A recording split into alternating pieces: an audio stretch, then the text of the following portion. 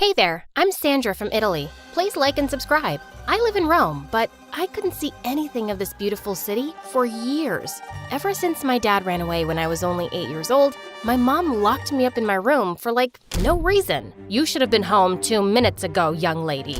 Your bracelet doesn't match your school uniform. I told you to brush your teeth in circles. Phew. She never told me why dad went away or where he was, not even if he was still alive, but I can tell she loved him very much. Maybe she locked me away because I reminded her of him. I don't know. She barely looked at me when having breakfast in the morning, and when I came home from school, she immediately found a reason to send me up to my room. And stay there. I began to blame myself for Dad's absence and Mom's bad mood. Maybe I made so many mistakes in the past that he couldn't take it anymore and he just ran away from us. I was so insecure that I didn't talk to anyone in school. And when somebody talked to me, hey, what's up? It took me so long to think about the right answer that people thought I was mocking them and eventually stopped talking to me at all. My mom didn't have to send me up to my room anymore. I went there all by myself and stayed there the whole day. Maybe Mom was disappointed, but now she just dropped breakfast on the floor in front of my room and disappeared into her own room to work at the computer. I never felt so sad in my life until one day I spilled my tea on my bed and took away the mattress to blow dry it. What's this? It was a poem, and my dad wrote it, for me. I just couldn't believe it. The poem was quite sad, but I felt happier than I ever had before. I danced through my room and read it over and over again until I knew it by heart. Only when I bumped into the mattress, stumbled over the teacup and fell, I realized I was gonna be totally late for school. So many mistakes, again.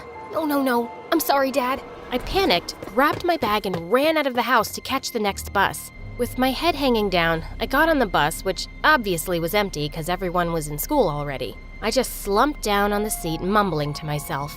I was startled when I heard someone play a cool jazz tune on the saxophone. I turned around and found that the bus actually wasn't empty. On the last seat in the back was a girl, maybe 2 years older than me. She had sliced and slashed her school uniform into a punk outfit, just lounged around in the bus like she was home and played her saxophone, all while being late.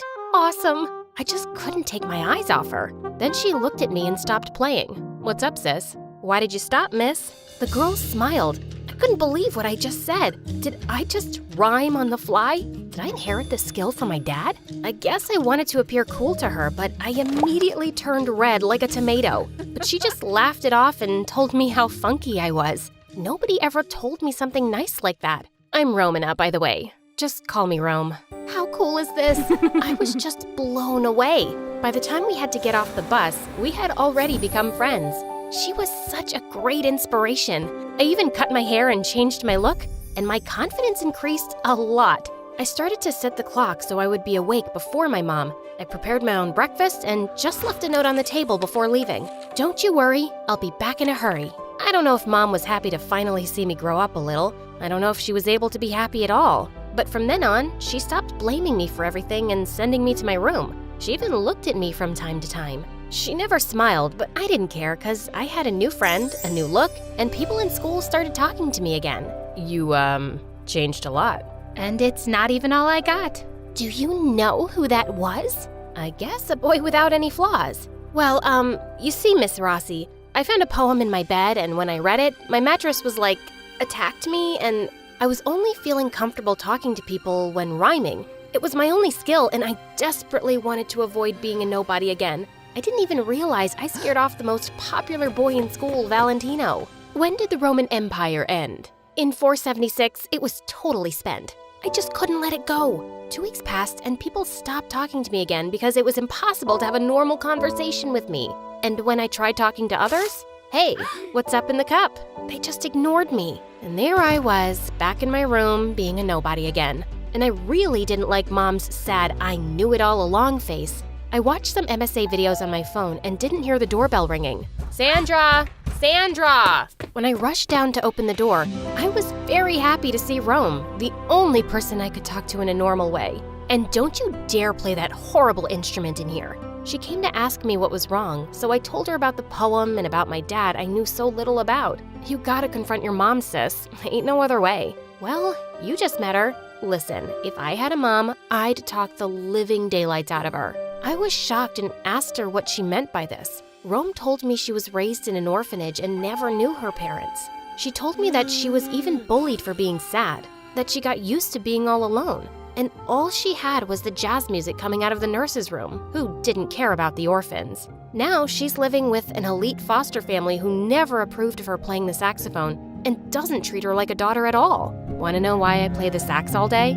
I was so sad I couldn't even nod and just looked at her with tears in my eyes. Because it's my only friend, and it tells me beautiful stories. But you got me now, Rome. Gotta go, sis. Just talk to your mom, okay? Now Rome had tears in her eyes too. She stood up and left my room. Before she left the house, she used her saxophone to wake up my mom, who had fallen asleep in front of her computer. Mom was furious and stormed into my room, thinking Rome was still there. Didn't I tell you to— Where's that crazy girl? I mustered all my courage, handed her dad's poem, and asked her to tell me everything she knew. She read the poem, looked at me with a stern face, then told me to come down to the living room with her and made me sit on the sofa. She went to the basement and came back up with a huge box in her hands. Without saying a word, she dropped several thousand letters on the floor and looked down at them with her arms crossed and her lips pressed together.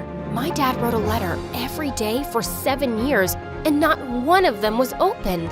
I took them to my room and opened them all. Reading them took me 4 days straight without any sleep. My mom didn't even make me try to go to school. The letters were full of beautiful poems, dried flowers for Mom, and cute little drawings for me. He wrote how much he missed me, asked my mom to let him come back, and apologized for running away. But none of the letters mentioned the reason why he ran away. My head was spinning when I finished. Where are you, Dad? I had to ask my mom, and I felt so bad for Rome. I didn't call her the whole time, but before I could even grab my phone, I fell asleep. The wonderful smell of fresh blueberry muffins woke me up in the afternoon the next day. Rome was sitting on the edge of my bed, holding them under my nose like smelling salt. I am so glad you're alive, sis. Rome told me my mom had let her in to make sure I was all right during the last 4 days, but I wouldn't even notice her peeking into my room. I hugged Rome tight before gobbling up 3 muffins in 2 seconds. You should consider taking a shower. You know, now that the muffins were gone, I realized they smelled a lot better than I did. Suddenly, my mom stepped into the room. You should consider taking a shower, you know. It was just impossible to keep myself together. I leapt up and grabbed my mom by the shoulders. For the first time in years, my mom embraced me and didn't let go until I calmed down. She did love me. Where is Dad? Why didn't you open the letters? Why didn't you show them to me? Why didn't you let him come back? I gotta go practice, ladies. When Rome had left, Mom told me that Dad always dreamt about being a successful poet. He used to read his poems to her before they went to sleep, and Mom loved it. But his dream never became a reality, and we were slowly running out of all the money we had saved. So I told him to stop writing and get a job or care for you so I could get a job. But he just said everything was going to be all right and kept on writing. Until my mom threw him out and got a home office job to pay the bills. She was sending me to my room not because she hated me, but because she wanted to get her work done to earn the money we needed to keep our little house. He hasn't sent a letter for almost half a year now. I didn't know what to think of my dad anymore, but I loved his poems and just had to see him. All his letters had his address on the back. To my surprise, Mom agreed to go see him. We went to an old apartment building and took a deep breath before knocking on his door, but nobody answered. When we knocked a second time, an old lady opened the door. She told us that she had moved in a few months ago and knew nothing of my dad. I was devastated, and when I saw Mom's sad, I knew it all along face again, I was furious. I ran home and locked myself up in my room. When I was right in the middle of crying my heart out, a message from Rome arrived on my phone. Got a surprise for you, sis. Make sure to be taking that shower. I showered for ages as if I was trying to wash off all the sorrow I felt. After that, I met Rome in the park. She just had to take one look at me to know that I didn't see my dad. Instead of greeting her, I just sat down on a bench and stared at the ground. You can come out now. From behind a large tree, Valentino suddenly emerged carrying a book in his hands. He walked up and stood right next to Rome. I thought they were together now, so I couldn't think of anything better than, "Congratulations," and looked down at the ground again. Don't be silly, sis. I don't date younger boys, duh.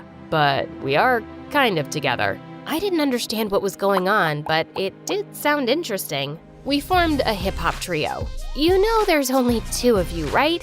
And you will be the singer. Did you know that Pretty Boy here is a great drummer? This was all too much. I didn't know what to say. I just lost my dad forever. My confidence was crushed once again, and now I should become an artist? A rapper? Performing on stage? Life's too short to hide away, sis. But we need to know if you still got it. When Valentino opened the book, I realized it was that new bestseller we were supposed to read for school until tomorrow. A book I forgot to even get because I was too busy reading poems and going through all the emotions in the world. I'll read something, and you'll rhyme on it. There was no rhyming challenge that could ever put me on the spot. So I stood up from the bench, took on a battle pose, and commanded Valentino to begin. Fixed by occluded revelation, but freed from the flow of speculation. Wow, did I say that? Reading all my dad's poems must have made me even better. Rome and Valentino were super excited and both hugged me tightly. While Rome laughed, Valentino blushed a little and tried to cover it up by giving me the book along with the summary he wrote. As I took it and our hands touched, it was my time to blush, which made Rome laugh even harder. Things went kind of smoothly after that. Valentino, Rome, and I became very close. Every day in the afternoon, we would meet in the band room of the school to practice our show. I still miss Dad, but my friends and the music helped me to get over it. And I thought, if he stopped caring about me and Mom, he just doesn't deserve us. When the school year was nearly over, it was finally time for the concert. My knees were shaking when we stepped onto the stage to perform open air for the whole school. Time to shine, sis. Got your back with my beats, Sandra. You'll do great. I looked for my mom and found her right in front of the stage like a real fan. She looked back at me, arched her eyebrows, and pointed to the man standing next to her. My heart skipped a beat. It was Dad. He must have kept an eye on me the whole time. Our show was a great success, and the freestyle encore blew everyone away. It turned out that my dad was the author of this best-selling book we had to read for school. He published it under a pseudonym so he could have a quiet life with us. After the concert, he showed me and Mom his beautiful new house in the countryside. When he offered us to live with him again, my mom put her arm around my shoulders and finally smiled. We'll think about it. Mom! Well, she knew she couldn't do this to me. And when Dad showed her the home office room he already arranged for her with all the latest technology stuff in it, she just played hard to get for a second and then happily agreed. Valentino and I helped each other out in school and eventually became a couple. It was Rome's final year, but our band still exists. We still couldn't decide on a name for it, though. When Rome's stunning performance even made it to the local news, her foster parents threw her out because it finally became clear to them she'd never be a doctor or a lawyer. As Rome didn't know where to go, I asked Mom if she could live with us. Living with a runaway husband and 2 crazy girls? Glad I have my own room. I forced us all into a big hug, saxophone included. And that was my story. Thanks for watching. Ciao from Sandra.